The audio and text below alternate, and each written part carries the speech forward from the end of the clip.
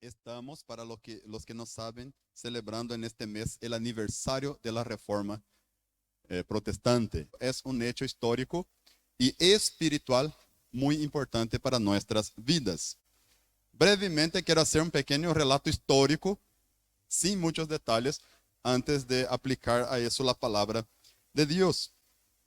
Queridos, en 1517 un monje y también profesor universitario alemán fijó delante de la capilla o de la catedral en Wittenberg 95 tesis. Entonces, este acto, así como este documento, el contenido de este documento, las 95 tesis, dio origen a lo que llamamos de la reforma religiosa o la reforma protestante. La participación que más se acuerdan y por todo lado se habla es de Lutero. Pero hay otras participaciones muy importantes precedentes a esto y posteriores, ¿verdad? Pero sí que su participación fue decisiva debido al apoyo que tenía y la influencia, ¿verdad? Este movimiento de verdaderos cristianos, de cristianos preocupados en obedecer la palabra de Dios afuera de una organización o un movimiento político, es precedente a Lutero. La reforma siempre estuvo en curso de alguna manera con los pre-reformadores y verdaderos cristianos, otros monjes, sacerdotes, incluso grupos que fueron perseguidos por la iglesia entonces estatal, la iglesia política y la iglesia que era reconocida como única verdadera en aquel entonces. Una iglesia que dependía totalmente del gobierno, de los reyes, del Estado, del movimiento político para poder funcionar.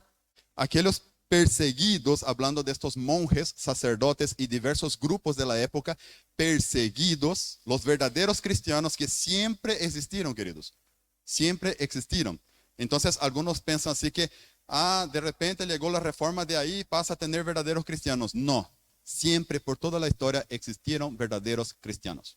Solo no eran reconocidos porque políticamente no tenían el espacio en el horario noble. Ellos eran excluidos. Y entonces la iglesia cristiana verdadera, que es representada por los cristianos verdaderos, nunca dejó de existir, a pesar de su poca expresión. Y antes de leer la palabra, quiero rápidamente recordar de algunos hombres, en especial de entre estos tantos, de los cuales leí su historia y me impactan, como Pedro Valdo, que fue excomungado, mira, casi 500 años antes de Lutero. No es en Lutero que, que empezó, la gente empezó a leer la Biblia en Lutero.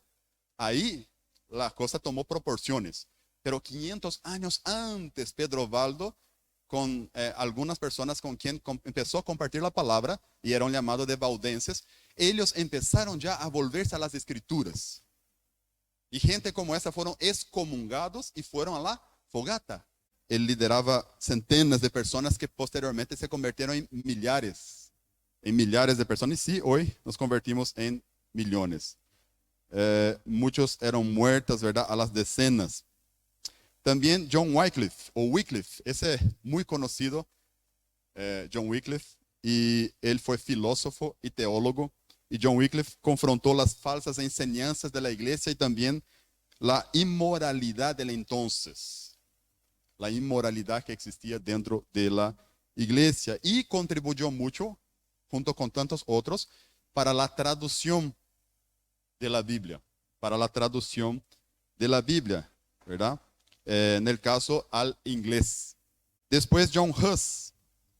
John Huss predicó en contra del clero, o sea, la élite de la iglesia, la política de la iglesia, y condenó también los abusos, la venta de indulgencias, ¿verdad? Que se compraba una bula y tenía derecho al cielo o sacar tu ente querido del purgatorio. Y él predicó en contra de eso y en un lenguaje común en vez del latín, recordando que era prohibido predicar y hablar en otro lenguaje que no el latín.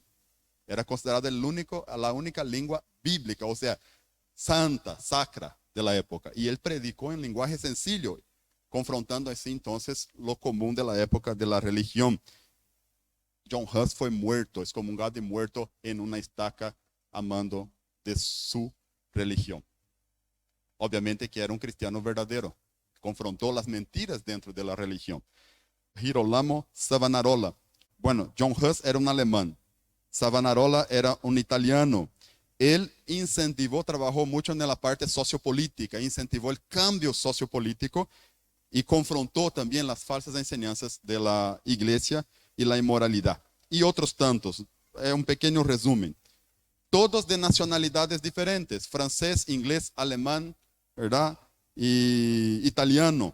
Todos de idiomas diferentes, pero lucharon por una misma causa. ¿Cuál, pastor? Para que el pueblo tuviera acceso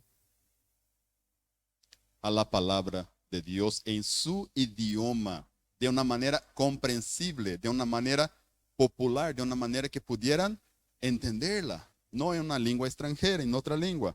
Lucharon por eso, ¿verdad?